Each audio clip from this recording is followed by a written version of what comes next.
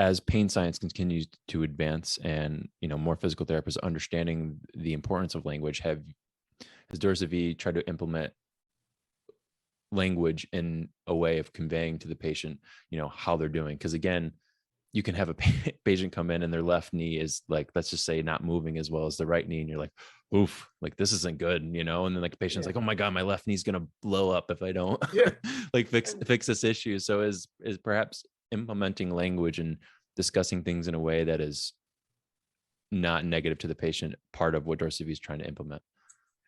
Yeah, I mean, I think that becomes that not necessarily our role, but Right. it certainly is the clinician's role, because, and we know as clinicians, every patient has a different personality, and some people you can go straight up and tell them, this is terrible, you need to work harder.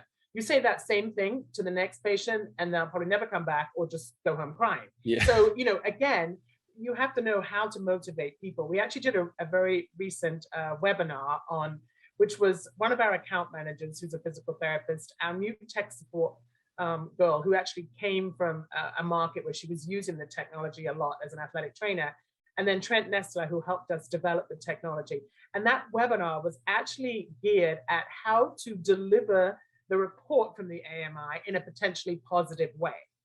Because, I think that's really an individual therapist skill. But at the same time, if we can give you some cues on, look, take the report, let's show you the good things, and then show you and lead you in. But because sometimes people look at the reports, because sometimes the patient can look at the report and go, oh my gosh, this is a disaster area. And we're like, yes, but look how much you've improved from last time, or let's look at the high points or whatever. So I'm not sure it's completely our job, but at the same time, we are very experienced and have seen a lot of patients in a lot of settings. So we have some advice on that, yes. And the last thing we'd want this to turn into is another MRI scenario where, you're not necessarily your MRI when you go in, if you get it, you get an MRI and you have a disc herniation, that may not necessarily indicate that that's where your pain source is. And so I'm assuming this has to be kind of in the integration and development of dorsaVi. Yeah, I mean, it's a very good point. And I hate to use the MRI as a great objective measure, because we all know that, yes, everybody's going to, you MRI everybody's low back and everybody's going to have something. Is that causing your pain? Not always.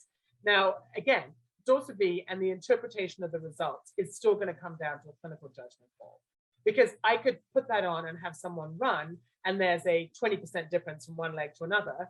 Well, I don't just say, put more weight on the other leg, because you've got to figure out why is that, So for example, someone could come in and say, my right hip is hurting when I run, that's example, and you put the sensors on and you say, well, you're actually overloading that right leg by 20%.